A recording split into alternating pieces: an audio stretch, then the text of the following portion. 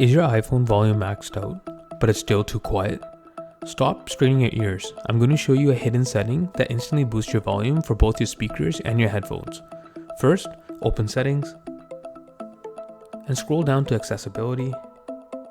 Tap on that. And now look for the Audio Visual tab near the bottom. Here it is. Tap on Headphone Accommodations. Toggle this on.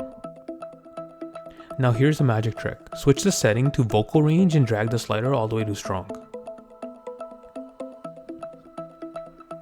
You hear the difference immediately.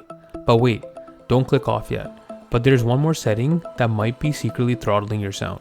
Go back to your main settings.